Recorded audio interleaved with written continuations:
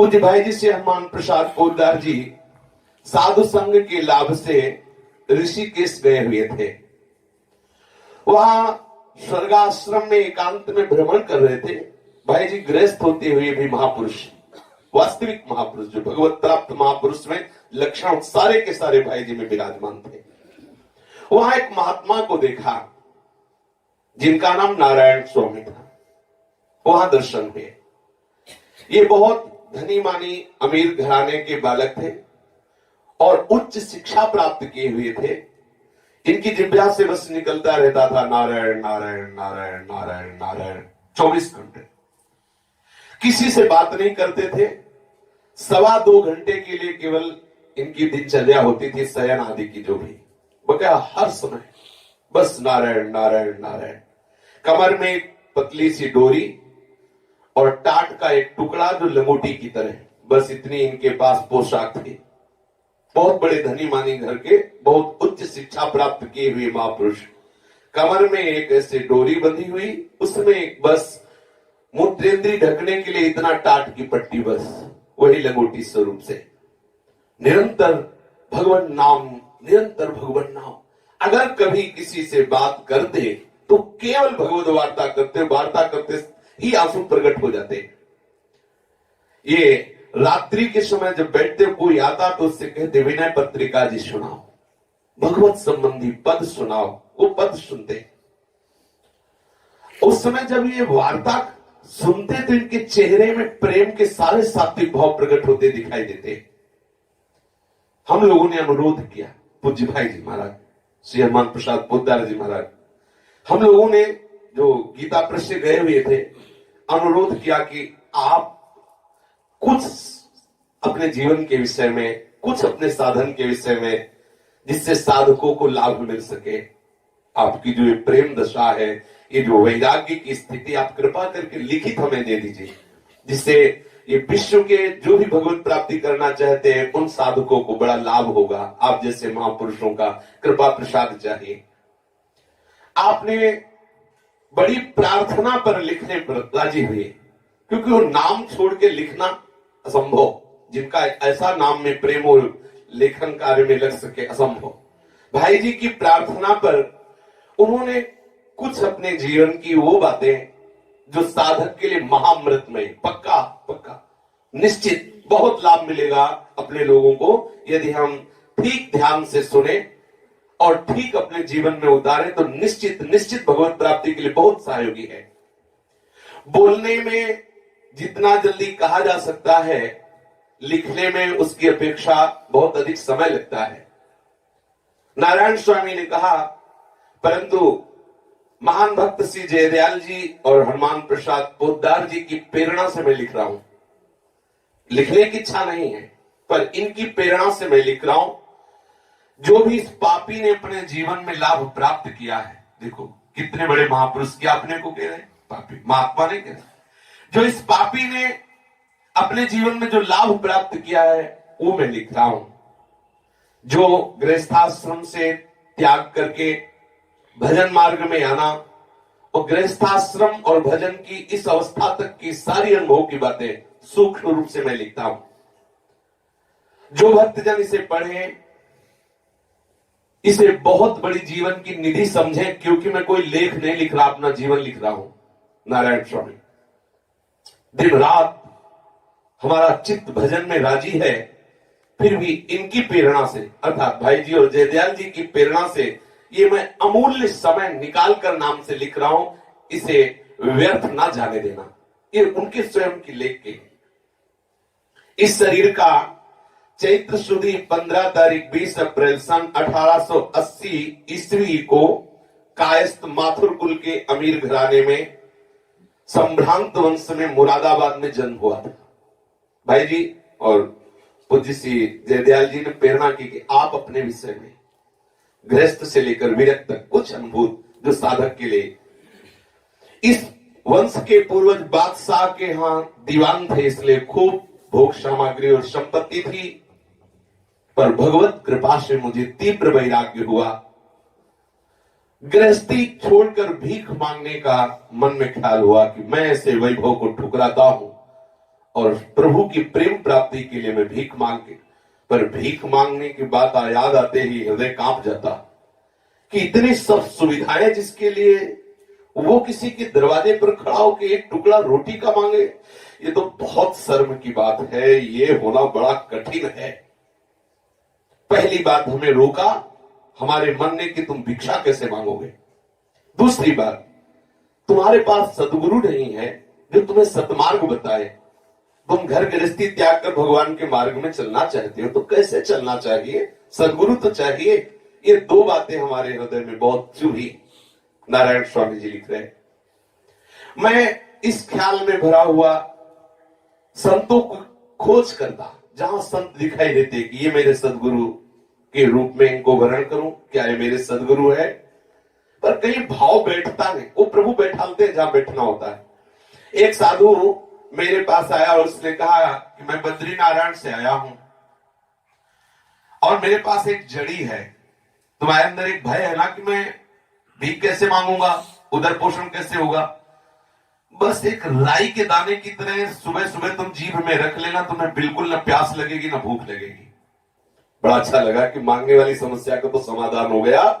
और उन्होंने वो दवा दी और राई के दाने के बराबर रोज सुबह जीभ पर रख लेता, बस पूरा शरीर गर्म हो जाता, भोजन की जरूरत नहीं, वस्त्र की जरूरत नहीं। ऐसी ऐसी औषधियां हैं। और बद्रीनारायण आदि से जो यहाँ तो और शीतलता, जवान में रखते ही भूख प्यास खत्म और शरीर एकदम गर्म। फिर क्या, हमारे हृदय में उत्साह जागृत हो गया कि अब तो भीख मांगना नहीं पड़ेगा और कोई सर्दी भी नहीं लगेगी, भूख भी नहीं लगेगी, प्यास है। अनुभव किया उसको रख के, नारायण स्वामी अनुभव किया, जड़ी लेकर बहुत खुश हुआ कि भगवान ने बड़ी कृपा की और मैं हरिद्वार के लिए रवाना हो गया। जो भी हमारे दिनचर्या की सामान सब वहीं छोड़ दिया, सब भोग सामग्री छोड़ दी, पूर्ण त्याग, पूर्ण भगवत प्राप्ति की लालसा से मैं ऋषिकेश आया। 7 दिन तक प्रातः काल होती हुई जड़ी का जरा सा हिस्सा, राई का भर हिस्सा जबान में रख लेता, बिल्कुल न भूख लगती न प्यास लगती। पर 7 दिन में शरीर ऐसा हो गया कि उठने बैठने की ताकत न रही, भूख नहीं प्यास नहीं, पर शरीर में सामर्थ्य नहीं, बैठने की ताकत नहीं रही। अब जो अंदर भगवत प्राप्ति का उत्साह था उसमें विक्षेप पड़ने लगा। ध्यान देने का विषय, कोई भी ऐसी उद्दंडता ना की जाए जिससे हमारा मन भजन से हटने लगे। उतना भोजन पाओ, सच्ची मानना, व्रत उपवास सबका फल है भजन। यदि आपके उपवास करने पे प्रभु का चिंतन छूटकर रोटी दाल का चिंतन होता है, बिल्कुल उपवास छोड़ दो, बिल्कुल। सो सब धर्म कर्म जर जाओ, जान राम पद पंकज भाव। हमारा भाव बिगड़ रहा है, नहीं हमें चाहिए वो व्रत वो उपवास जिससे हमारा भजन छूट रहा हो। हमें अगर गरम गरम सिंघाड़े की, कूटू की पकौड़ी कचौड़ी याद आती हो तो भैया उपवास नहीं करना, 2 रोटी ले और सब्जी रखो, पाओ, राधा राधा रटो। सबसे आंतरिक बात बता रहे हैं, बाहरी व्यवहार की बातें अलग है। भगवान की प्राप्ति भगवत चिंतन से होती है। व्रतांश यज्ञ छंदांश तीर्था नियमा यमा यथा वरुंधेत सत्संगा। सत्संग क्या है? हमारी वृत्ति बार बार श्री कृष्ण का चिंतन करती, सबसे बड़ा सत्संग है। बाहर से हम सत्संग में बैठे, हमारी वृत्ति भोगों का चिंतन कर रहे, सबसे बड़ा कुसंग है। हमारी एक एक वृत्ति प्रभु में लगे, ये सावधान। देखो महापुरुषों की बातें बहुत कीमती हैं। 7 दिन में उनको इस जड़ी से वैराग्य हो गया कि उस जड़ी के रखने से भूख प्यास तो नहीं लगती, लेकिन शरीर कृष्ण हो रहा है, शरीर की सामर्थ्य जा रही, भजन छूट रहा है, कमजोरी महसूस हो रही, भगवत प्राप्ति का उत्साह कम हो रहा है, छोड़ दिया और हिम्मत करके भिक्षा मांगने की चेष्टा की। भिक्षा मांगना पहले तो ऐसा लगता है जैसे पहाड़ उठाना हो, किसी के दरवाजे पे खड़ा हो, ऐसा लगता है। और फिर जब 2-4 बार इधर उधर रोटी भी मिल गई, गाली भी मिल गई, तो फिर वो निर्लज्जता आ जाती। फिर तो राधे श्याम बोलता रहे, हम अपनी तरफ बोलते रहते, मस्ती, एक मस्ती रहती है। और पहले शुरुआत में तो अगर वो निकलते ही पूछे क्या, तो एकदम ऐसा लगता है कि पहले से कोई जाके व्यवस्था कर दे। नए जो भिक्षा मांगने जाए तो उसको एक साथ में ले जाना चाहिए, उसको 1-2 बार ऐसे जब मधुकरी की रोटी पाए तब। नहीं, खुद अनुभव की बात कहते, जहां उसके दरवाजे उगे वो एकदम गुस्सा से पहली बार बोल दे तो ये लगेगा भूखों मर जाएगी, लेकिन दरवाजे ले जाएंगे किसी के। अब साधु का धर्म है भिक्षा करना, ऐसा हमने दृढ़ निश्चय किया और जाकर के भिक्षा की याचना की, जो भी मिल जाता गंगा किनारे लाता और गंगा जल छिड़क करके बैठ के उसे पा लेता। अब दूसरा प्रश्न खड़ा हुआ कि सदगुरुदेव के बिना कब तक ऐसा अधूरा जीवन, सदगुरुदेव के बिना ये जीवन अधूरा है, कैसे मुझे भगवत प्राप्ति होगी। शास्त्र में लिखा है कि जब तक सदगुरुदेव के द्वारा नाम मंत्र नहीं मिलता तब तक उसे वो भगवत प्रेम, वो भगवत कृपा, वो सिद्धि प्राप्त नहीं होती जिससे निरंतर भगवत सेवा सानिध्य का अनुभव हो। अब तक मुझे गुरु मिले नहीं, गुरु के बिना संन्यास कैसा, गुरु के बिना वैराग्य कैसा, गुरु के बिना भक्ति कैसी। इसलिए निश्चय किया कि इतने खोज करने पर भी मुझे गुरुदेव नहीं मिल रहे और मुझे भगवत प्राप्ति करनी है। इसलिए बड़ी ऊंचाई में जाके पहाड़ से नीचे गंगा जी में छलांग लगाऊंगा, प्राण त्याग दूंगा। ये है देखो मोक्षता। ऐसा प्रत्येक महापुरुष के हृदय में आता, करता नहीं है और करना भी नहीं चाहिए, उद्दंडता नहीं करनी चाहिए, वो हृदय का विषय होता है। ऐसा लगता है, एक स्थिति आती है, लगता है कि जीवन हमारा भार हो रहा है, कैसे मुझे प्रभु मिले। तो उसे एक ही उपाय लगता है कि इस जीवन ही को छोड़ दो, यदि प्रभु नहीं मिल रहे तो ऐसा जीना क्या। आता है, सबके हृदय में आता है। इस ख्याल में मगन हो गए कि बढ़िया है, सदगुरुदेव मिल नहीं रहे, भगवत प्राप्ति की लालसा हमारे हृदय में है, अब क्या करूं।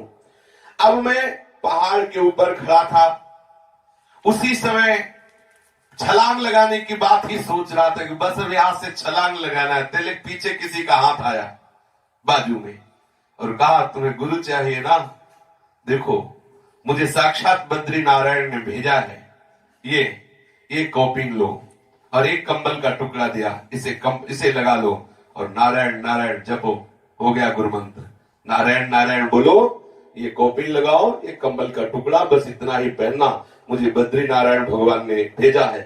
सामने मुड़ के देखा, प्रणाम किया, इसके बाद अंतर ध्यान। क्योंकि जब प्रबल लालसा होती है तो भगवान ही ऐसा रूप धारण करके आ जाते। अब तो मगन हो गए कि किसी अव्यक्त सत्ता ने व्यक्त होकर मुझे सदगुरुदेव रूप से कृतार्थ कर दिया। अब तो बस मगन होने लगे, हृदय में आने लगा कि तू परमहंस हो गया है, बस नारायण नारायण नारायण नारायण। इसके बाद मुझे वो कभी नहीं दिखाई दिए, वो महात्मा नहीं दिखाई दिए। अब मैं खुद से होकर के ऋषिकेश, गंगोत्री, केदारनाथ भ्रमण करता। जब बद्री नारायण पहुंचा तो वहां देखा हमारे गुरु महाराज बद्री नारायण भगवान। मैंने देखा कि हमारे गुरु महाराज में अर्थात साक्षात बद्री नारायण भगवान ही वास्तविक गुरु के रूप में वहां गए। फिर मुझे आज्ञा हुई कि तुम चारों धाम करके नर्मदा किनारे जाकर भजन करो। गुरु महाराज की जो आज्ञा हमारे हृदय में स्फुरित हुई, प्रकट होकर गुरुदेव ने स्वप्न में जब आज्ञा दी तो उनकी आज्ञा के अनुसार मैं चारों धामों में भ्रमण किया। फिर नर्मदा किनारे पहुंचा और अपनी भजन संख्या धीरे धीरे बढ़ाता रहा। एवं जो साधन हमने किए, जिन साधनों से मुझे भगवत साक्षात्कार हुआ, वो मैं लिख रहा हूं, आप ध्यान से अपने जीवन में उतारें। पूर्व के जीवन गृहस्थाश्रम से मुझे नफरत हो गई। वो भोग सामग्रियां बिल्कुल बिल्कुल, मतलब पहली बात समझ लीजिए, यदि गृहस्थ है तो केवल भगवत आज्ञा पालन करने के लिए गृहस्थ धर्म के भोगों को स्वीकार करें, उनमें सुख बुद्धि करके नहीं, और भजन में लगे, बिना राग रहित हुए अनुराग के मार्ग में आप नहीं। और विरक्त है तो बोले गृहस्थाश्रम के समस्त भोगों से मुझे नफरत हो गई। शब्द लिखा है नफरत, मुझे नफरत हो गई। कई ऐसे हमारे हृदय में वैराग्य के कारण उपस्थित होते गए जिनके कारण मैं लिख नहीं सकता, पर मुझे बिल्कुल पसंद नहीं होने लगा गृहस्थों के पास बैठना, गृहस्थों से मिलना जुलना या उनके भोगों की बातें सुनना। एकदम नफरत हो गई मुझे। ये आती है, ये दोष भरी वृत्ति नहीं है। जैसे एक साधक कल प्रश्न कर रहा था कि आप कहते हैं किसी पे दोष दर्शन न करें, लेकिन वो तो उपनिषद में लिखा है ब्रह्म सत्यम जगन मिथ्या, तो उपनिषद दोषदर्शी हुआ कि नहीं हुआ। ये ऐसी मूढ़ता वाली बात है। ऐसा बोले उपनिषद दोषदर्शी हुआ कि नहीं, जगत को मिथ्या कह दिया तो दोष दर्शन हुआ कि नहीं। कल एकांतिक में प्रश्न, ऐसी मूढ़ता वाली बातें नहीं, सावधानी से सुने और आप भगवत प्राप्ति की लालसा से युक्त हो। मैं वो बातें लिखना पसंद नहीं करता जिन कारणों से मुझे घृणा हुई, मुझे नफरत हुई। क्षमा चाहता हूं, मेरा जीवन चरित्र बस इतना ही बताना चाहता हूं, आगे मैं साधन बताऊंगा कि मुझे गृहस्थी से निकलने पर पूर्ण गृहस्थी से घृणा हो गई। जबकि खूब वैभव खूब पढ़े लिखे थे। अब मुझे मेरे गुरुदेव ने परमहंस जो वेश दिया, आज जो मैं लिख रहा हूं 7 वर्ष 2 महीने 24 दिन हो गए गुरु मंत्र लिए हुए, गुरु कृपा प्राप्त किए हुए 7 वर्ष 2 महीने 24 दिन। जिस दिन ये भाई जी को लिख करके लेख दिया पूज्य श्री परमहंस नारायण स्वामी जी ने, उस दिन मैंने 4 बातों को खंभ बना लिया, सत्य, तप, दया और दान, जिसको भागवत घोषणा करती है। मैं इन 4 बातों को, सत्य प्रत्येक साधक के जीवन में आवश्यक है भगवत प्राप्ति के लिए। आज सुबह भ्रमण करते समय एक दोहा गोस्वामी जी का चल रहा था, ऊपर बताया चिंतन में जब वृत्ति आती है तो कृपा करके महापुरुषों के कोई न कोई वचन फंस जाते हैं। आया सत्य वचन आधीनता परतीय मातु समान, इतने पे हरि नाम मिले तुलसीदास जवान। यदि आप सत्य वचन बोलेंगे, पराई बहन बेटियों को माता के समान पवित्र भाव से देखेंगे, निरंतर प्रभु के चरणों के अधीन रहकर उनका सुमिरन करेंगे तो बहुत शीघ्र भगवत प्राप्ति हो जाएगी। मतलब शुद्ध बात में गारंटी है तुलसीदास जी की, वो जवान देते हैं इस बात की कि निश्चित आपको भगवत प्राप्ति हो जाएगी यदि आप ऐसा। तो नारायण स्वामी कह रहे साधक को सत्य बोलना बहुत आवश्यक है यदि भगवत प्राप्ति करना है। भाई देखो, अपने कोई सांसारिक व्यापारी तो है नहीं कहा कि भाई व्यापार में तो थोड़ा झूठ बोलना पड़ेगा, ऐसा बोलते हैं लोग। अगर झूठ नहीं बोलेंगे तो काम नहीं चलेगा। बोले ऐसी बात नहीं है, बिल्कुल ऐसी बात नहीं। आप लाख झूठ बोलो, जितना आपको लाभ होना उतने होगा, उससे ज्यादा नहीं होना। अगर झूठ बोल के लाभ प्राप्त कर रहे हो तो एक अपराध बनेगा और वो आपको हानि और चिंता और शोक प्रदान करेगा, उससे शीतलता आने वाली नहीं। सत्य बोल, हम 10 रुपए की वस्तु लाए हैं, 11 रुपए की बेच रहे हैं, तुम्हारी गरज हो तो लीजिए अन्यथा मत लीजिए। ऐसी निष्ठा से रहोगे तो भले आप नमक रोटी खाएंगे लेकिन आपका हृदय शीतल होगा और आपका कुल परंपरागत परिवार बड़ी बुद्धिमान होगा। नहीं वो लल्लू फल्लू नाक बहाते हुए इधर उधर डोलते रहेंगे और ना तो भगवत प्राप्ति के योग्य होंगे ना देशभक्ति के योग्य होंगे। सतधर्म से कमाया हुआ धन हमारे परिवार को भी उज्जवल विवेक प्रदान करता है, उज्जवल बल प्रदान करता है, उज्जवल तेज प्रदान करता है। अगर यह धर्म से तो ठीक नहीं है। साधक को चाहिए कि वो किसी भी हालत में असत्य न बोले। क्यों भाई बोले? भगवत मार्ग के पथिक है, चाहे वो गृहस्थ धर्म से चाहे विरक्त धर्म से। साधक को सत्य बोलने के लिए पहला नियम लेना चाहिए मौन धारण करना। मौन बचाव पक्ष है। बोलना, भगवत नाम कीर्तन, भगवत वार्ता, ये हमारा साधन पक्ष है। बचाव पक्ष है मौन। मौन हमारा साधन नहीं है, मौन हमारा बचाव पक्ष है। साधन है भगवत नाम कीर्तन, भगवत यशगान, भगवत सुमिरन। मौन हमारा साधन नहीं। इसलिए खोल के कह रहे हैं कि प्राय साधक मौन पर ही लक्ष्य कर लेता है। मौन है तो हमारा साधन बन रहा है, नहीं। मौन बचाव पक्ष है। साधन अपना भगवत नाम कीर्तन, भगवत लीला गायन, भगवत यश जो है बोलना, वो हमारा साधन है। बचाव पक्ष मौन है। अगर आप जड़ मौन है, अंदर भगवत चिंतन नहीं हो रहा तो मेरे विचार से कोई विशेष लाभ की बात नहीं है। अगर आप गृहस्थी है तो गृहस्थ के कार्यों में जो अधिक समय नाम जप करते हुए कम बोलने वाला व्यापार, कम बोलने वाली बात बोलो तो उसे भगवत समर्पित करके बोलो। और 2-2 घंटे तो मौन रहने का अभ्यास गृहस्थी में कर ही लेना चाहिए। 2 घंटे सुबह, 2 घंटे रात्रि में, ऐसा मतलब शयन के पहले 2-2 घंटे का अभ्यास करके मौन होकर के ना। और यदि वो विरक्त है तो केवल भगवत चर्चा, नहीं तो मौन। गृहस्थी में व्यापार नौकरी आदि में बोलने का ऐसा तो कम से कम भगवान नाम जप करते हुए बोले, कम बोले। भगवान नाम जप करते हुए कम से कम बोलने का अभ्यास करें और 2-2 घंटे तो पूरा मौन रहने का अभ्यास करें, ऐसा नारायण स्वामी लिख रहे हैं। आजकल देखते हैं कि व्यथा लोग भाषण करते रहते हैं, एक व्यवहार की रिवाज सी बन गई। कोई मिला खड़े हुए 4 बातें, क्यों बात करें? भगवत मार्ग के पति के जरूरी हो तो बात करें, नहीं तो नेत्रों से राधे राधे किया बोलने की भी जरूरत नहीं। मानो हमें पता है कि वो पीछे वाला राधे राधे बोल रहा है, अगर बोले राधे राधे तो 4 बात और बोलेगा, हमें नहीं बोलना राधे राधे। हम अंदर से नेत्र झुका के राधे राधे बोल के चल रहे, वो यही कहेगा बड़ा बाबा जी बनता, भजन करता, बोलो राधे राधे का उत्तर नहीं देता। जरूरी नहीं उत्तर देना, वो दे गाली देता रहे। हम हमारे हृदय की बात इष्ट जानता है। अगर वो कह रहा कि राधे राधे, तू राधे राधे, इतना भजनानंदी, तू राधे राधे भी नहीं बोलना, बिल्कुल नहीं बोलना, अंदर से प्रणाम कर लिया, क्योंकि अगर राधे राधे बोले तो आगे और भी बोलेगा। वो तो केवल राधे राधे बोल के हमसे बात करना चाहता है, हम ऐसे ग्रीवाद। अगर आवश्यक कोई ऐसी बात है कि उसके साधन में लाभदायक है, वो आपके हृदय में ऐसी प्रेरणा हो रही, तो बोल दीजिए। नहीं, मौन। सुनते हुए भी आप बहरे बनो, देखते हुए भी आप अंधे बनो, बोलते हुए भी आप गूंगे बनो, यदि भगवत प्राप्ति करना चाहते हो। अपने प्रभु के संबंध के अलावा या अत्यंत आवश्यकता के अलावा बात करना बिल्कुल बंद कर दें, बिल्कुल बंद कर दें, यदि आप भगवत प्राप्ति करना चाहते हैं तो। एकांत में जो आपके संबंधी हैं, जो आपके दोस्त हैं, मिलना बंद कीजिए, यदि भगवान साक्षात्कार करना चाहते हैं तो। ये मतलब थोड़ा अलग है, उल्टा है, इधर से उल्टा है, क्योंकि वो एकांत में हमारे पास बैठेंगे तो हंसी मजाक करेंगे, घर परिवार की बातें पूछेंगे, इधर उधर की बातें चलाएंगे, मेरा नाम छूटेगा।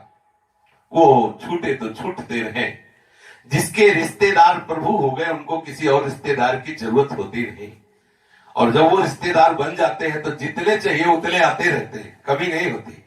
सब वो लालाचार्य जी के यहाँ भंडारे में कोई भी ब्राह्मण आदि वैष्णव आदि नहीं गए तो ठाकुर जी के पार्षद आए।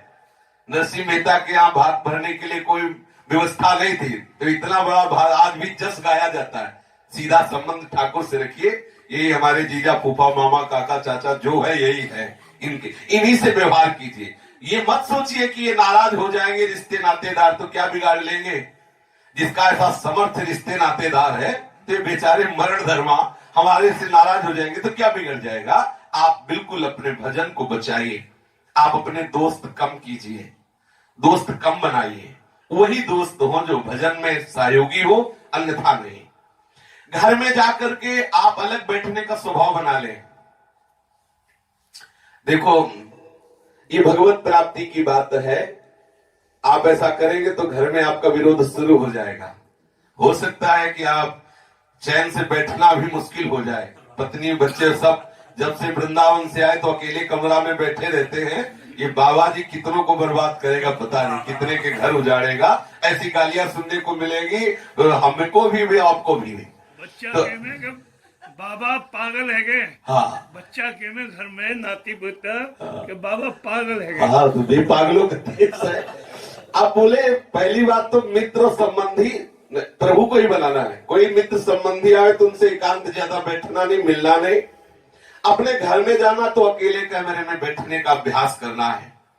जब कोई तुम्हारे समीप आके बैठना चाहे तो तुरंत भागवती ग्रंथ उठा लो, गीता है, भागवत है, कोई श्लोक की व्याख्या पढ़ करके बोलने लगे। वो बैठ के सुनना चाहे तो सुनना चाहे, और जब आपसे बात करना चाहे तो आप इशारे से बता दो कि पाठ पूरा हो जाएगा फिर बात कर लेंगे। पाठ पूरा मतलब अपने को बचना है लौकिक वार्ता से। अच्छा, जगत की असत्यता पर दृढ़ निश्चय हो कि जितने भी संबंध है, जितना भी व्यवहार, सब असत्य है, केवल मेरे समय को नष्ट करने के लिए जाल फैलाया माया ने। और आप कभी भूल करके भी अखबार न देखें। नारायण स्वामी के हस्तलिखित ये वचन है। अखबार में दुनिया भर की तामसिक राजसिक बातें जो भरी हुई हैं, वो तुम्हारा मन पहले से ही उन बातों में राजी है और बातें सुन हजारों बार चिंतन होता है, प्रभु का नहीं, उन बातों का। वहां इतनी हिंसा हुई, वहां ऐसा गलत आचरण हुआ, उसने ऐसा किया, उस नेता ने ऐसा बोला, उसने ऐसा। हमको क्या लेना देना। कौन नृप होए हमें का हानि, चेरी छोड़ न हो बुरानी। हमारी दृष्टि में हमारे ही प्रीतम सब रूपों में खेल रहे, रजोगुणी तमोगुणी लीलाएं हो रही। हमको चिदानंद देश की चिदानंद लीला धाम में प्रवेश करना है, हमें वो सब बातें नहीं सुननी। दूसरों की खबरें सुनना, दूसरों के विषय की बातें सुनना, दूसरों के विषय की बातें पढ़ना, ये बंद कर दे। यदि आप पेपर पढ़ेंगे, आप समाचार सुनेंगे तो आपके दिमाग में बहुत बड़ा असर हो। आप देख लो, चाहे हमारा दिमाग कमजोर हो, ऐसा जब जब कभी ऐसा सौभाग्य हुआ तो हाँ, इसीलिए कह रहे, तो वो भजन को चौपट किया, भजन को चौपट किया।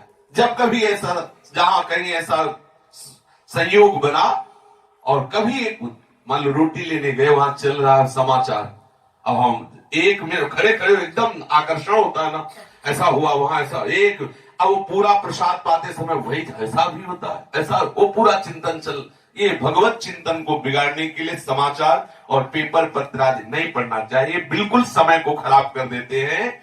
हमें धार्मिक ग्रंथ के सिवा, भागवतिक ग्रंथ के सिवा कुछ और नहीं पढ़ना।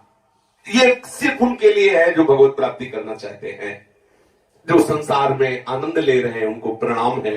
ये उनके लिए है जिनको संसार दुखमय अनुभव हो रहा है, श्री कृष्ण से मिलना चाहते, प्रिया प्रीतम से मिलना चाहते, ये सिद्धांत उनके लिए है। संसारी पुरुषों के लिए उनको तो बचेगा ही नहीं, उनका तो सुबह नाश्ता भी इसी से होता है, अगर पेपर ना आवे तो उन्हें नाश्ता अच्छा नहीं लगेगा। ये भगवत प्राप्ति के मार्ग की बात है। पांचवी बात, किसी को भी वचन देना तो बहुत सोच समझ के देना। यदि आपने वचन दे दिया तो चाहे प्राण निकल जाए, उस वचन को जरूर पूरा करें। नारायण स्वामी लिख रहे हैं, किसी को वचन देना तो बहुत सोच समझ के देना। साधक हो, भगवत मार्ग के पथिक हो, दृढ़ विश्वास सामने वाले को होता है कि भक्त है, ये झूठ तो बोलेगा नहीं। जो वचन दो उसे ठीक पूरा निभाओ, प्राणपण से निभाओ। जैसे आपने किसी से कहा कि आज शाम के हम 5 बजे आपके घर आ जाएंगे, 5 बजने में 2 मिनट कम ही हो और आपको पहुंच जाना चाहिए। यदि नहीं तो सूचना पहुंचानी चाहिए कि आप किस व्यवस्थित समय से नहीं पहुंच पाए, क्या परेशानी हुई, कौन सी ऐसी, तो आपको वहां पहुंचाना, सूचना वो आपको 5 बजे के बाद इंतजार न करे। अब 2 मिनट पहले या तो आप पहुंच जाइए, या जो घटना हुई आपकी व्यवस्था में जो भंग हुआ वो आपको वहां सूचना पहुंचानी है। रात को सोते समय आपको विचार करना है कि आज सुबह से लेकर के इस शयन तक हम किससे किससे बात की, क्या झूठ बोले, क्या हमारी वार्ता हुई, उसमें छाटो। अगर आपने झूठ बोला है तो नियम लो, मैं जो आज गलती हुई आगे नहीं करूंगा। झूठ क्यों झूठ बोले? ये मोबाइल भगवान ज्यादा झूठ बोलवाते हैं।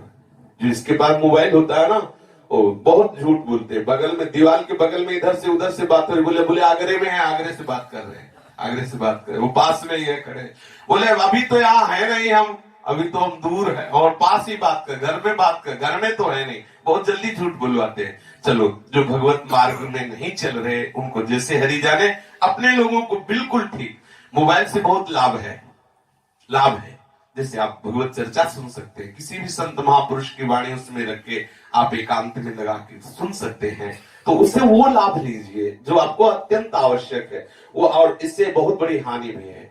अगर आप इंटरनेट में इसमें तो बहुत से ऐसे वो सूत्र जो आपके मन को चलायमान करके भगवत विरोधी आचरण से युक्त कर सकते हैं, ऐसे भी दृश्य हैं, वो साइड में ही आने लगते हैं। आप जो पसंद आवे तो खोल लो, ऐसे आते हैं। क्योंकि लोग जो YouTube में दिखाते हैं कोई कमेंट ऐसा, इसका क्या उत्तर, तो दिखाई अगल बगल में आने लगते हैं। आप उसमें ऐसे दबाव आ गया, और वो अब सोचो अपना मन कितना बदमाश है, अगर ऐसे देखने लगे तो हो गया एकांत में साधना, कमरा बंद है और ना मोबाइल से इंटरनेट में देख रहे हैं, भजन तो एक साइड में रख गया, मन वासना से युक्त हो जाएगा।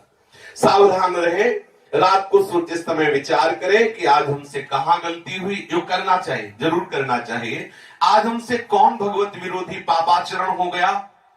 सोते समय निर्णय करके बुरा जो आचरण हुआ, जो बुरा कर्म हुआ, जो बुरी बात निकली, निश्चय करें मुझे कल से ये बात नहीं करनी, झूठ नहीं बोलना, ये नहीं करना, क्योंकि ये मेरे भजन में बहुत रुकावट बनेगा।